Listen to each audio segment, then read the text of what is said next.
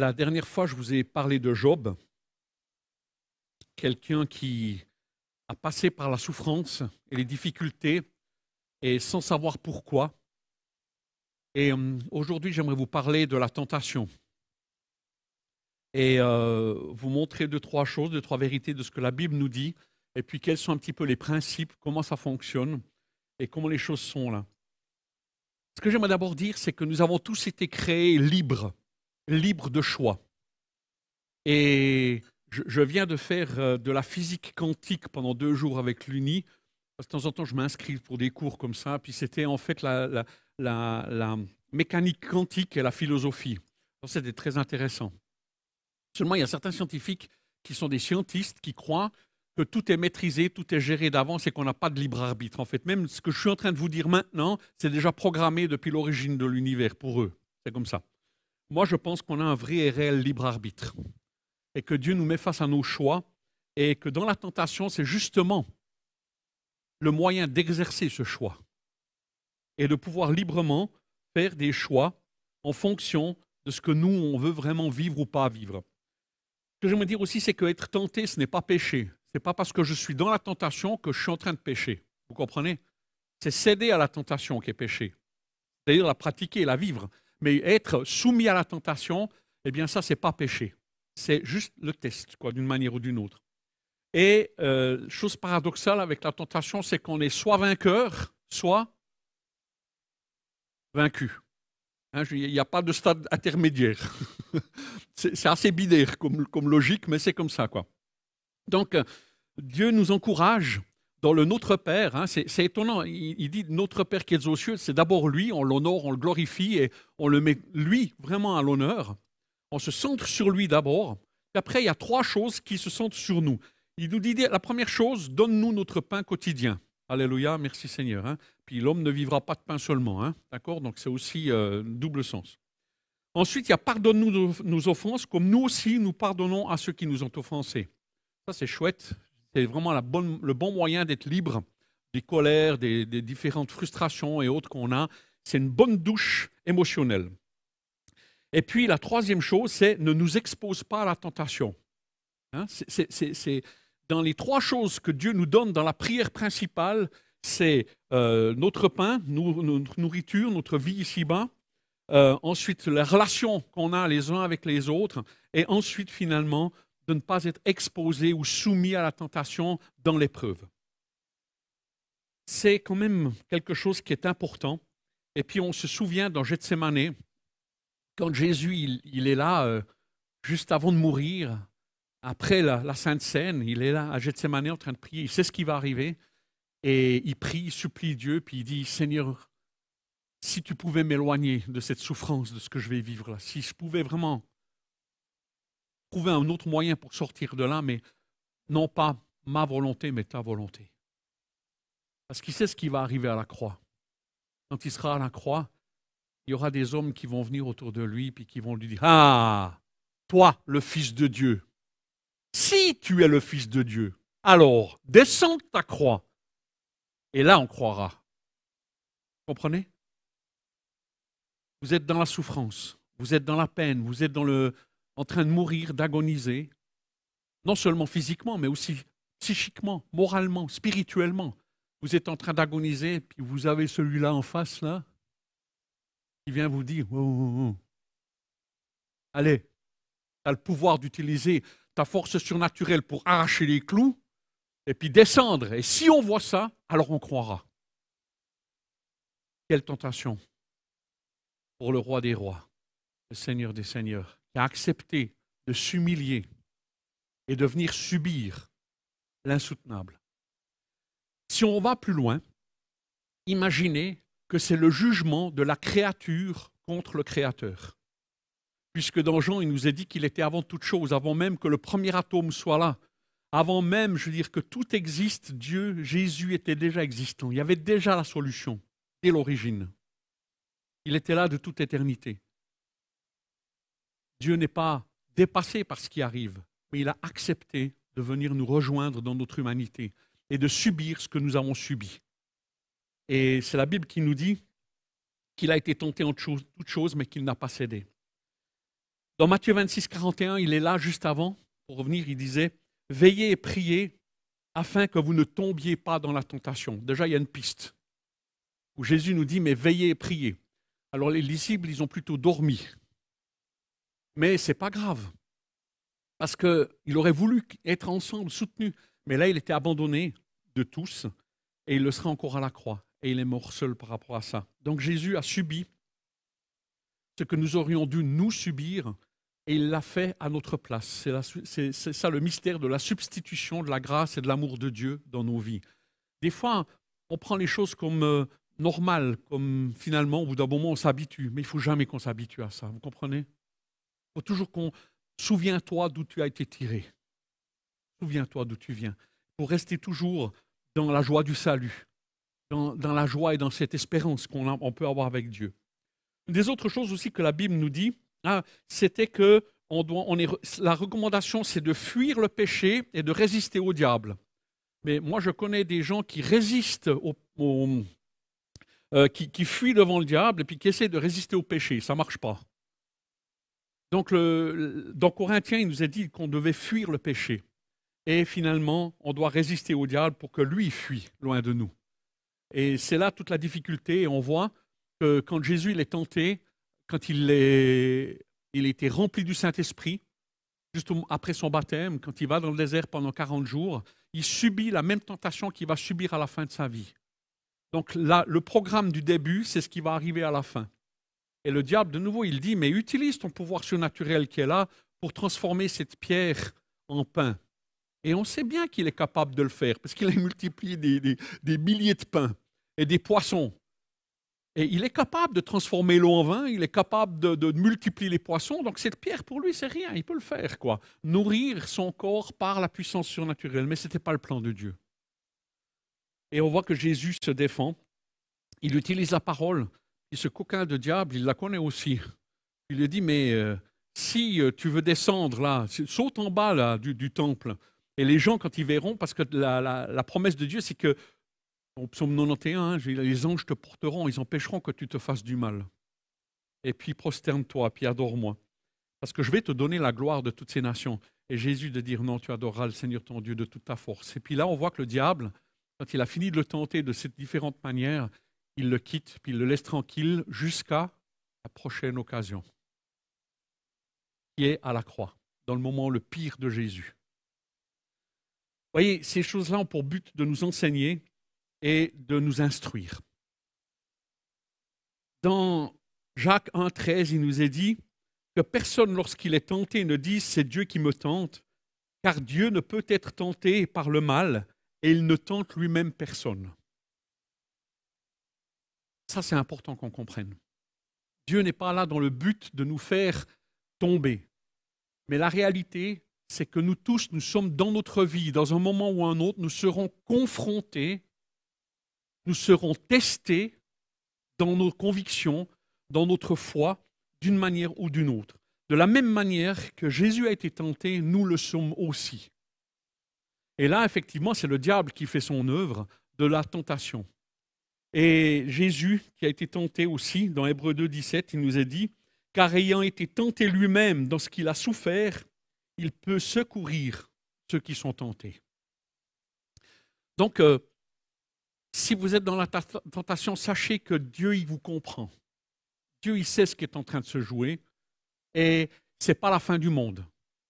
Mais, quelque part, Dieu veut nous enseigner à tenir ferme et à résister. Et justement, ce que je vous disais dans Ésaïe 53, c'était par la souffrance qui, finalement, Jésus a appris l'obéissance. Et nous aussi, comme dans Job, c'était une des manières que la souffrance avait de nous ramener, finalement, à la raison. Et Dieu peut l'utiliser. Donc, c'était cette histoire de tente, et tu peux juste donner la première image, là. Je veux dire, je vous ai mis deux petites photos, là, dans Jacques 1,13, que personne, lorsqu'il est tenté, ne dise « c'est Dieu qui me tente, car Dieu ne peut être tenté par le mal, et il ne tente lui-même personne ». Il y a un pilote d'essai qui est testé à 9G. Là, vous voyez le résultat. Donc, ils sont testés. On ne les envoie pas dans le ciel comme ça. Un Pesquet qui est revenu, il a passé par ces tests.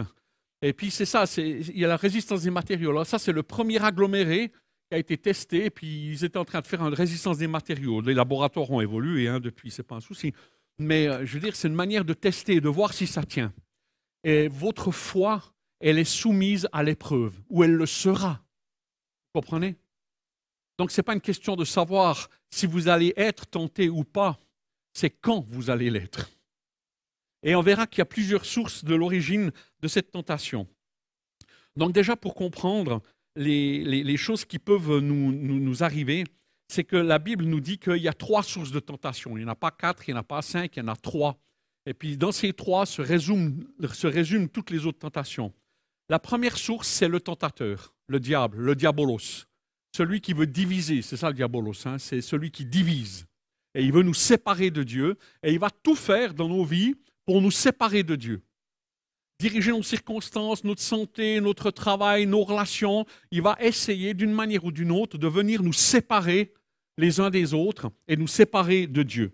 Donc c'est lui, ce tentateur, qui s'est approché de Jésus. Hein.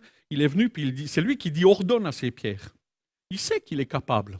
Il va le provoquer justement dans sa mission, dans son rôle. Et vous savez, plus l'appel est précis, plus l'appel est fort sur nos vies, et puis plus les tentations à rompre cet appel et les dons qu'on a reçus sera là. Et le diable, il va s'acharner pour nous éloigner de notre ministère, de notre appel, et de finalement ce que Dieu veut faire au travers de chacun de nous, quoi. Donc ce que nous sommes va être challengé, va être défié par le diable dans nos vies. La deuxième chose qui peut venir, ça c'était Matthieu 4, 3, puis 1 Corinthiens 7, 5. On le voit aussi par rapport au fait que dans les couples, ils ne doivent pas se priver sexuellement, de peur que Satan ne vous tente par votre incontinence. Mais ça, c'est juste un exemple d'autre chose encore. La convoitise du monde. Ça, c'est dans 1 Jean 2, 15, qui nous est dit « N'aimez point le monde ni les choses qui sont dans le monde. Si quelqu'un aime le monde, l'amour du Père n'est point en lui. Car tout ce qui est dans le monde... » Et là, il fait 3 listes, il dit 3 choses qui sont importantes. La convoitise de la chair, donc assouvir ses besoins et ses pulsions.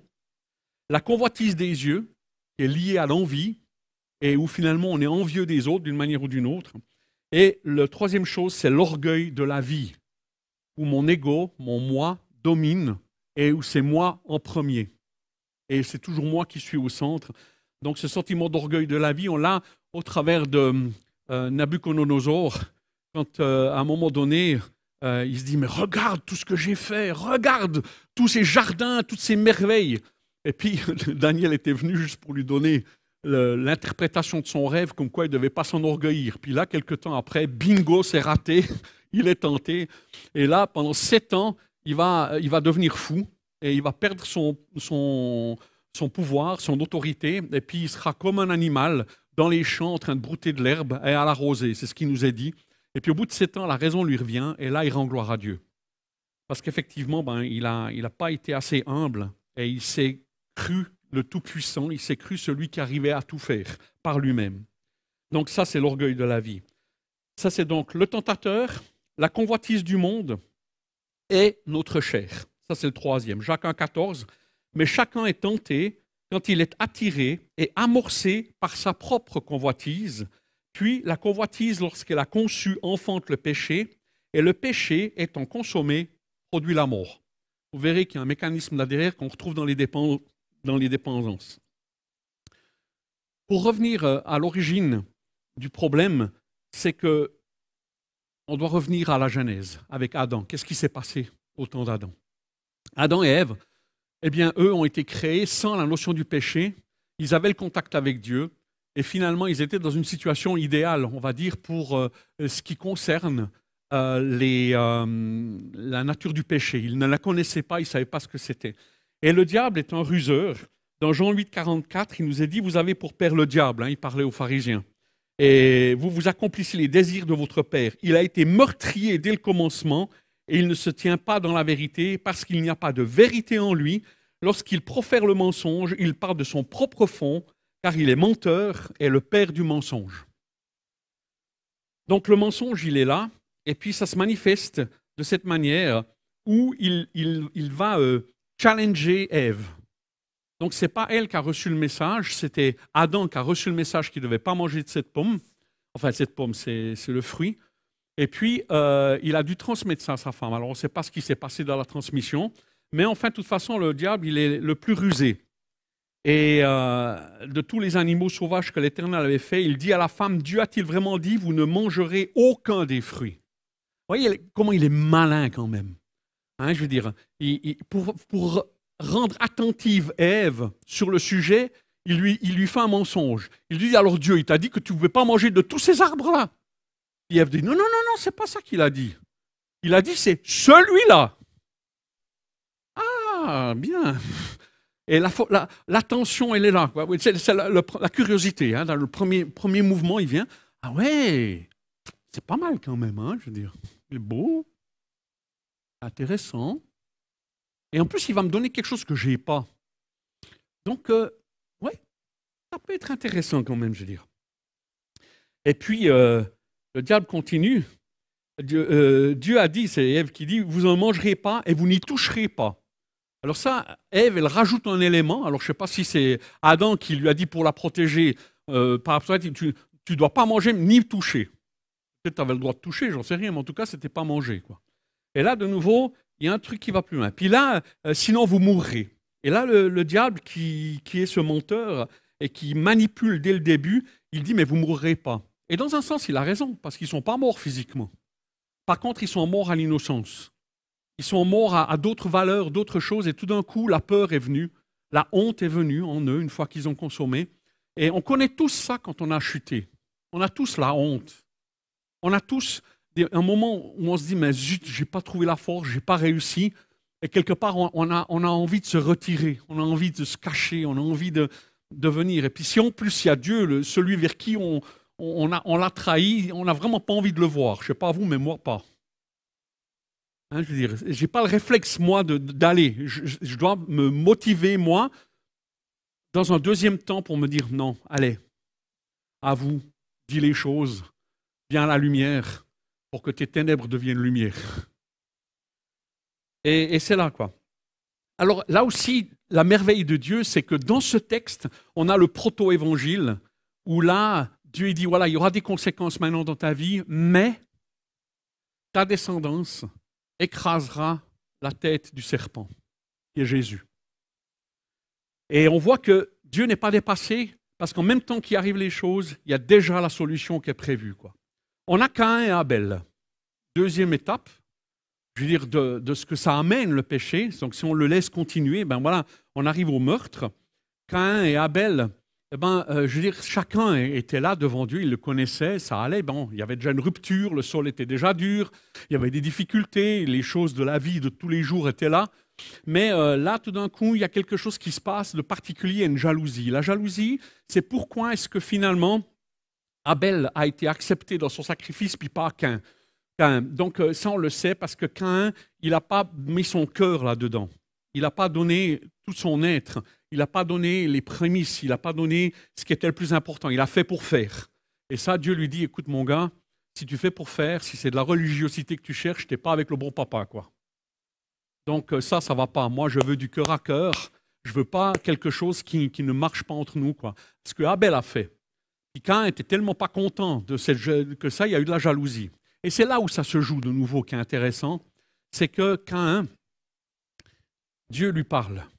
Et il sait ce qui va arriver, Dieu. Puis Dieu, il le responsabilise. Il responsabilise Caïn d'une manière extraordinaire. Et puis, il dit ça. Certainement, si tu agis bien, tu te relèveras. Si en revanche tu agis mal, le péché est couché à ta porte et ses désirs se portent vers toi, mais c'est à toi de dominer sur lui. Et il y a une autre traduction qui dit, c'est un monstre qui est couché devant ta porte. La subtilité de ce texte réside dans le mot péché. Pour ceux qui savent, qui ont été élevés à la théologie de Robin, vous connaissez tous le sens du mot péché, mais en hébreu, c'est le même mot pour péché que pour sacrifice expiatoire. On peut soit, en fonction des traductions, mettre c'est un péché ou c'est le sacrifice expiatoire. Donc le nom même du péché contient la solution. Sacrifice expiatoire.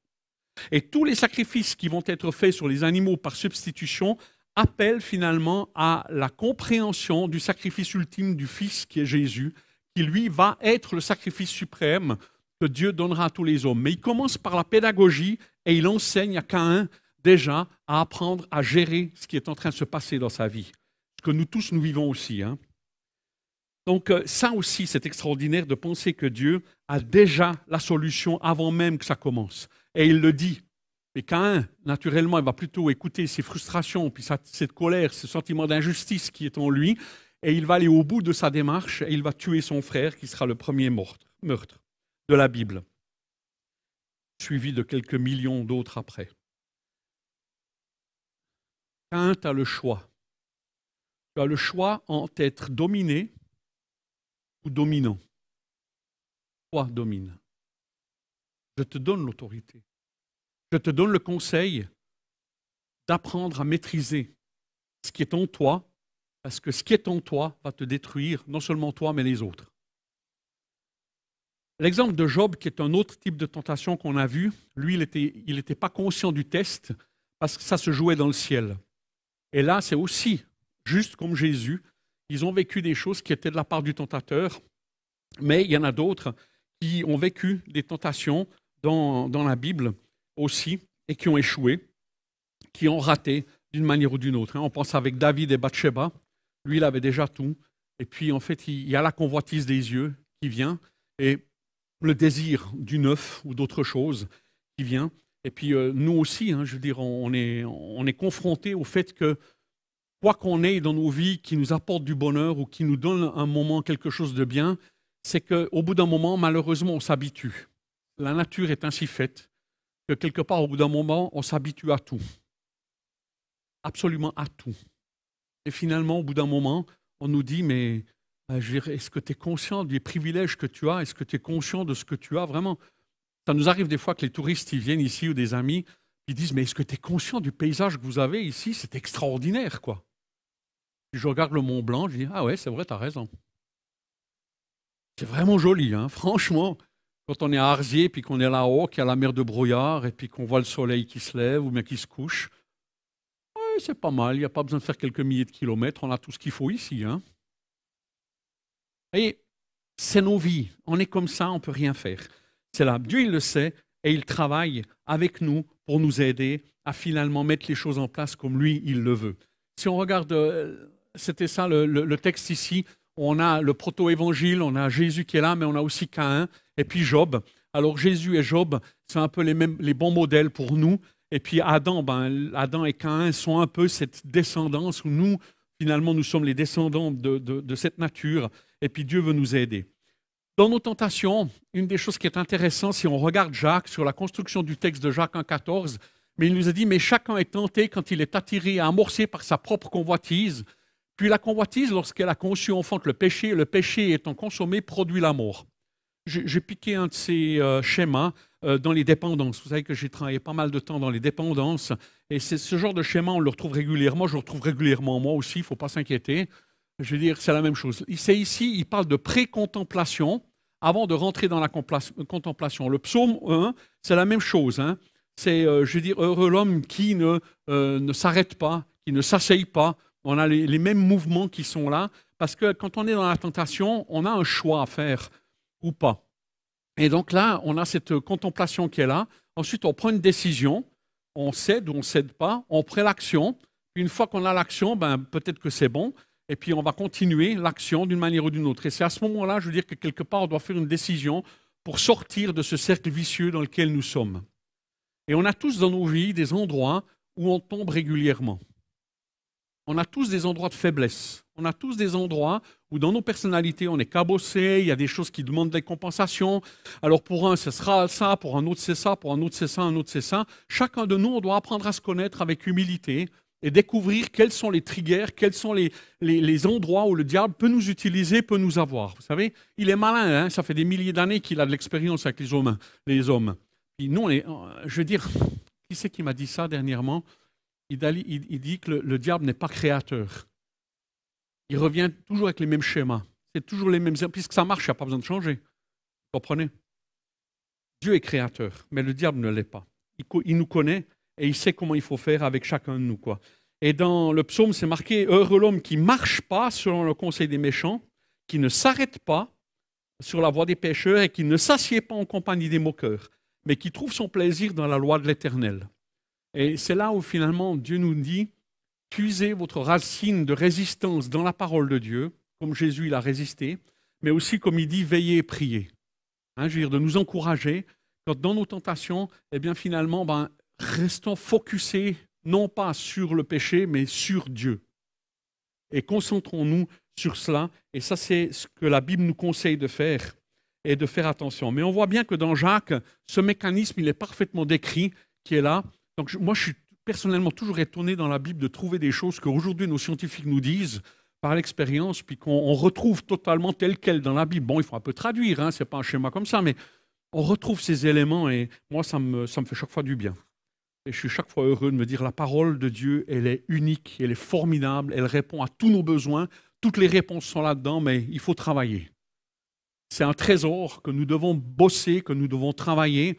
Et celui qui bosse beaucoup dans la Bible, il recevra beaucoup. Et puis celui qui bosse moins dans la Bible, il comprendra. Mais le Saint-Esprit, heureusement, il est là pour nous aider. Moi, je me souviens au début, quand j'étais converti, je ne connaissais rien à la Bible, j'étais vraiment totalement perdu. Puis j'allais témoigner, je parlais, puis je dis la Bible, elle dit ça, puis la Bible, elle dit ça. Puis moi, je ne savais rien, je ne l'avais pas lu. Mais j'étais convaincu que c'était juste, quoi. Après, le soir, je rentrais à la maison, puis je priais, puis je dis Seigneur, j'espère que je n'ai pas dit des bêtises, puis j'espère que je n'ai pas dit des mensonges ou que je n'ai pas fait faux, quoi. Alors, aide-moi à trouver ça dans ta Bible, quoi. Et je prenais ma Bible comme ça, vous savez, je l'ouvrais comme ça au hasard, puis je mettais le doigt comme ça, paf, je lisais. Ah, c'est incroyable! C'est exactement ce que j'ai dit à l'autre, là. C'est là, quoi. C'est pas arrivé une fois. C'est pas arrivé 10 fois. C'est pas arrivé 50 fois. C'est arrivé plus que ça. Au bout d'une année, le Seigneur, le Saint-Esprit me parle, parce que c'était pratique, je veux dire, comme ça, tac, bon, j'avais la réponse, c'était facile. C'est comme l'enfant, je crie, ouais, le biberon tout de suite, parfait, quoi, je veux dire.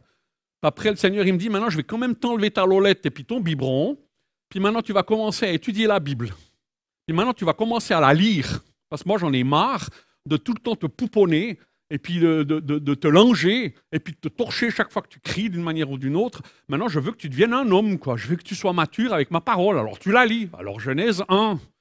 On y va, verset 1. Après, je tombe sur Deutéronome, je tombe sur Chronique et tout. Non, mais c'est fils d'eux, mais quelle horreur. Je ne voyais pas le sens, mais comme le Seigneur, il me l'avait dit, alors je lisais fils de, mais j'en ai marre, fils de, marre, mais marre, Seigneur, t'as pas autre chose, fils de. Et c'est vraiment difficile, quoi.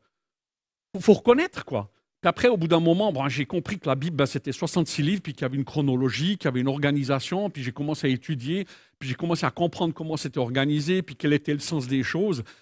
Et là, ça va beaucoup mieux. Vous comprenez? On y passe tous.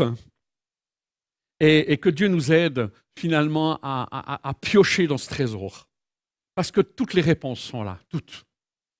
Et c'est pourquoi j'aime bien faire les synthèses, puis prendre du recul, puis de réfléchir ensemble à qu'est-ce que la Bible nous dit pour des choses qui soient actuelles dans nos vies, pour aujourd'hui. Donc l'autre chose aussi que je voulais voir avec vous, c'est que dans nos vies, il y a ce qu'ils appellent des facteurs de rechute qui peuvent arriver ici. Vous avez les émotions qui sont désagréables, les émotions agréables. On peut s'offrir une récompense. Ça, c'est typique pour les pauses cigarettes, par exemple. C'est un petit moment de récompense. Qu'est-ce que c'est dur de les supprimer, ces petits moments de récompense. Il y a des anciens fumeurs ici, mais nous. Vous savez de quoi je parle, là? D'accord. Moi, je n'ai jamais fumé de ma vie. Donc, je ne peux pas vous le dire, mais je l'ai entendu. Et vous confirmez, c'est ça, c'est vrai. Mais ce n'est pas seulement valable pour la fumée, parenthèse. Il y a bien d'autres choses que c'est pareil. Et puis l'effort de consommation contrôlée. Alors on essaie de gérer, je veux dire, on passe de 3 paquets à 2, après de 2 à 1, puis après de 2 à 10, mais qu'est-ce que c'est? Je me souviens de Carlos qui est venu une fois, il vient de se convertir, puis il dit, pasteur, j'aimerais vraiment arrêter la cigarette, tu peux prier pour moi, puis j'étais avec Willy Dron, puis on prie, et puis instantanément, il n'y avait plus le goût de la cigarette.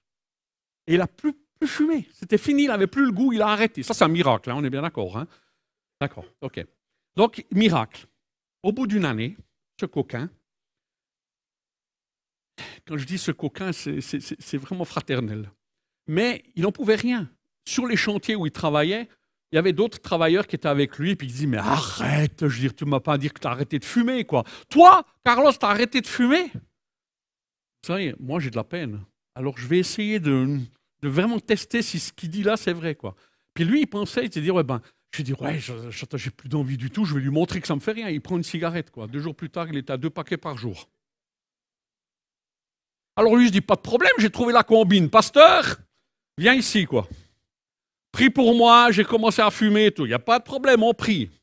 Qu'est-ce qui s'est passé? Eh bien, je peux vous dire que ça a été le combat pendant 1 année pour arrêter de fumer. Mais maintenant, c'est gagné. Vous comprenez? C'est ça dans nos vies. Je veux dire, quelque part, il y a des choses qui viennent comme ça. Et des fois, Dieu, il nous fait le miracle et la grâce. Et il ne faut pas abuser, il faut rester dans la grâce, et obéir et rentrer dans cette obéissance. Mais si on chute, eh bien, Dieu reprend, mais parfois, il nous le fait par le hard way, hein, par le côté dur de la vie, parce qu'il veut qu'on apprenne. Il veut qu'on intègre ces vérités en nous et qu'on se batte et qu'on tienne le coup. Ce n'est pas méchant de la part de Dieu, c'est pédagogique. Donc, il y a ces efforts, ces envies, tout d'un coup, on a ces pulsions qui viennent en nous et puis qui nous poussent parce que tout d'un coup, on a cumulé assez de frustration pour se dire « Ah ben maintenant, j'ai le droit ». Et on se prend le droit. Hein, je veux dire, on a un carnet avec des tickets dedans, puis chaque fois qu'on est frustré, que ma femme elle a dit quelque chose qui ne joue pas, bam, bam, bam, bam, bam, bam, bam, bam, on rajoute dans notre carnet. Hein, c'est comme à la coop là, pour les bons. Là. Alors une fois que vous avez le plein, vous pouvez aller acheter votre casserole moitié prix. C'est la même chose. C'est la même chose. Ceux qui rient comprennent bien ce que je dis. Hein. Je suis comme ça aussi. Hein. Rien de nouveau sous le soleil, comme disait Salomon. Donc il y a ces envies qui viennent, ces situations de séduction. C'est là où la Bible nous dit, c'est Paul qui dit, fuyez, fuyez. Parce que comme vous êtes faible et qu'il y a un endroit de faiblesse, le mieux, c'est pas essayer de résister, vous n'allez pas. C'est souvent Jean-François qui nous dit, je résiste tout sauf à la tentation. Et c'est vrai, il ne faut pas faire les malins. Il faut reconnaître notre faiblesse, reconnaître qu'à un moment donné, on a besoin de la grâce de Dieu dans nos vies. Et mieux vaut se réfugier dans les bras de Dieu et de lui demander, Seigneur, donne-moi la force, donne-moi la capacité de dominer ce qui m'arrive. Que Dieu nous aide finalement à vivre ces choses-là de la bonne manière. Il y a les situations de séduction, il y a les sensations physiques désagréables. C'est vrai que si tout d'un coup on est en manque de nicotine ou d'alcool ou d'autres choses, je veux dire, il y a cette pulsion qui vient. C'est ce craving, comme ils disent en anglais, mais c'est vraiment une pulsion fondamentale qui nous prend, et puis ça devient comme un tsunami qui nous emporte. Et là aussi, il y a bien Dieu, il veut qu'on puisse travailler sur ces choses-là, ne pas être catastrophé, parce que Dieu, il a prévu ces choses aussi. Ce que j'aimerais vous dire, c'est que la rechute est prévue dans la thérapie de Dieu. Alléluia. Alors maintenant, on ne s'installe pas hein, dans le péché, c'est pas ça que je dis. Ce que je dis, c'est que quand tu tombes et que sincèrement tu te repens, et que tu demandes la grâce de Dieu, c'est quoi la promesse de Dieu? C'est quoi la promesse de Dieu si tu te repens sincèrement? La clé, c'est sincérité. La clé, là, c'est la sincérité. Est-ce que dans ton cœur, tu as toujours la frustration? Est-ce que tu as toujours cette culpabilité qui est là et qui te garde en vie moralement? Le jour où tu n'as plus ça, c'est que tu es installé dans le péché. Et là, c'est difficile. Mais tu peux demander que Dieu te redonne cette sensibilité et t'aide de nouveau à venir à la croix, à venir vers Jésus, confesser ton péché et sincèrement lui demander, Seigneur, pardonne-moi et aide-moi. Parce que la vraie repentance, c'est le changement. Mais, comme dit Jésus, c'est Pierre qui pose la question, mais combien de fois je devrais pardonner à mon frère qui a péché contre moi et qui vient me demander pardon? Combien de fois? Jésus lui dit, est-ce que ce sera ça jusqu'à 7? Ouais, 7 fois. 377. Par jour. Seigneur, augmente-nous la foi.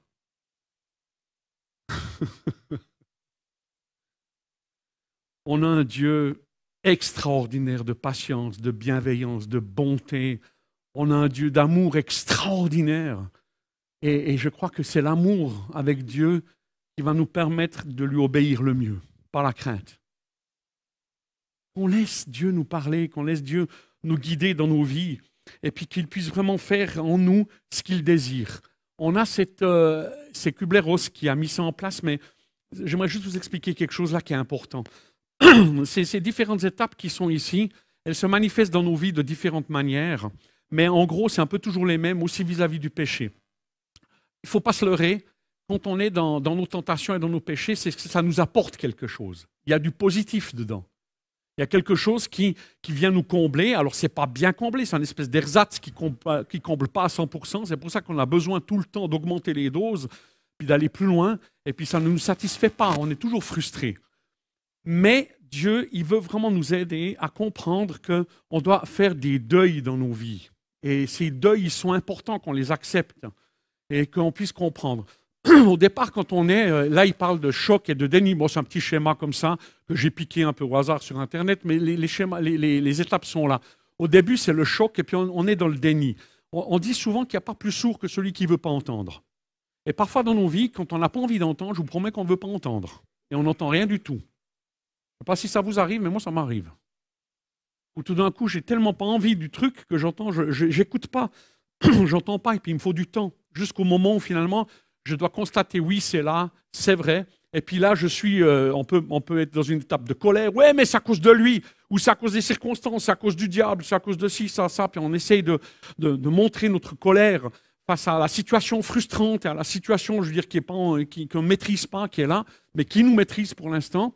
Et puis après, on essaie de négocier, on rentre en tentative. Je veux dire, alors si je consomme moins et puis que je fais d'une bonne action, est-ce que ça compense une mauvaise action? Est-ce que si je fais ci puis que je fais ça, comment je vais y aller? Alors on négocie. Je veux dire, on est tous des gros négociateurs. Et puis après, une fois qu'on a négocié puis que ça marche toujours pas, on est un petit peu frustré puis dans la dépression parce qu'on a tout essayé, la colère, le choc frontal, la négociation, ça marche pas. La force est de constater, on est au bout de nos ressources, de nos forces. Vous savez combien de temps pour un alcoolique il faut de passer de là à là, en moyenne? Non, sauf miracle. Sauf miracle. J'ai vu ça. Mais dans mes traitements que j'ai faits, je veux dire, le plus souvent, il faut 20 ans. Je vous donne des chiffres officiels. C'est dans le domaine des dépendances. Pourquoi? Parce que des fois, ils doivent tout perdre et ils arrivent là. Y compris la famille, la santé et tout et tout. Puis quand ils sont au fond du trou, là, c'est à ce moment-là qu'ils disent, ouais, peut-être quand même une fois, je remette en question ma consommation. Et c'est pourquoi dans les alcooliques anonymes, ils disent, moi, Pierre-Alain, alcoolique. Rien que pour ça, c'est la moitié de la thérapie. Même chose avec Dieu. Moi, Pierre-Alain, pécheur.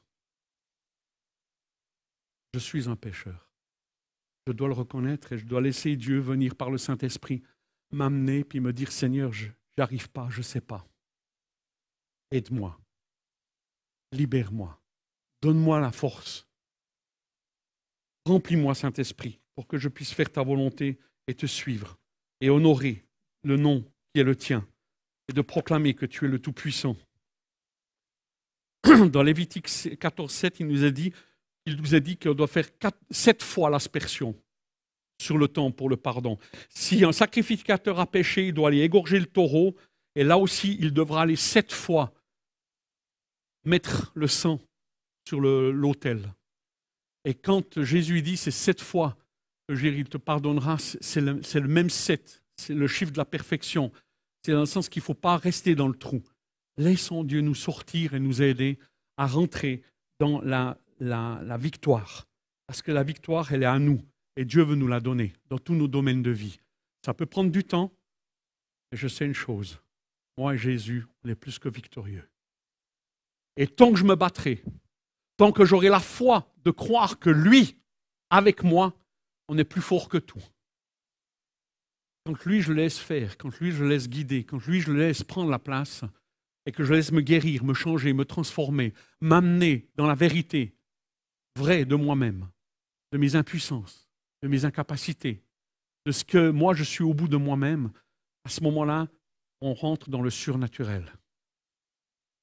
On rentre dans le domaine de Dieu. Et c'est à quoi nous sommes invités, et de pouvoir finalement marcher dans le plan de Dieu. J'ai une bonne nouvelle. La Bible nous dit ici que dans 1 Corinthiens 10, 13, aucune tentation ne vous est survenue qui ait été humaine, Et Dieu qui est fidèle ne permettra pas que vous soyez tentés au-delà de vos forces. Mais avec la tentation, il préparera aussi le moyen d'en sortir afin que vous puissiez la supporter. Et je crois que c'est ça, ce péché qui est tapis à nos portes, à faire le choix entre soit on se laisse aller avec nous ou soit on accepte le sacrifice expiatoire du Christ. On est là et Dieu nous donne la solution pour chacun d'entre nous.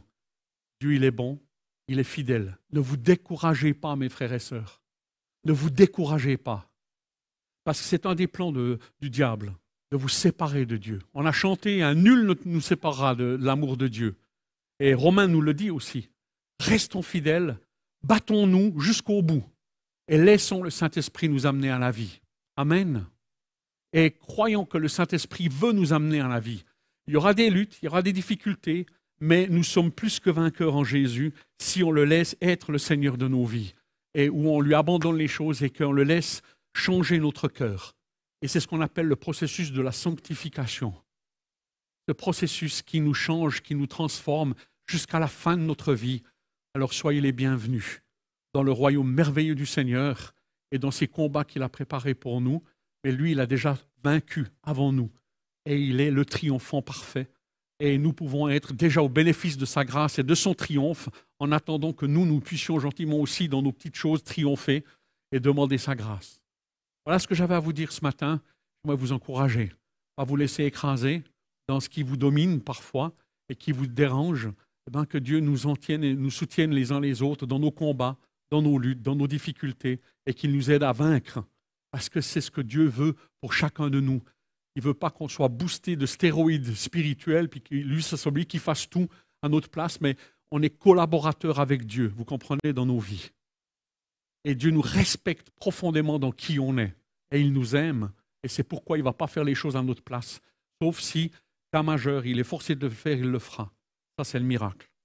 En attendant, vivons dans la grâce et demandons à Dieu d'être vivants en lui et remplis de lui pour résister à tout. Amen. Seigneur, merci parce que tu nous connais, Seigneur. Tu connais nos faiblesses, tu connais nos forces, tu nous connais mieux que personne. Et Seigneur, ce matin encore, ta parole est un trésor qui nous révèle ces mécanismes et ces choses qui sont là en nous. Et c'est vrai que c'est par ta parole, par la connaissance qu'on peut avoir de toi, en nous mettant sous ton aile, sous ta protection et dans ta grâce que nous pouvons vivre et survivre. Et nous te remercions, Jésus, pour le Saint-Esprit que tu mets dans nos vies et qui nous vient nous convaincre de péché, de justice et de jugement et qui nous aide à vivre la bonne manière de vivre.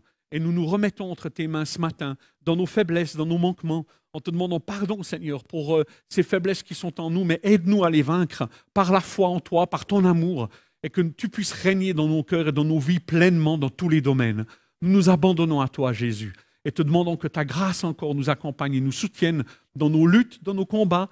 Si c'est le diable, si c'est la convoitise du monde, si c'est ma chair, Seigneur, aide-nous à être vainqueurs avec toi dans nos vies, dans le beau nom de Jésus. Amen.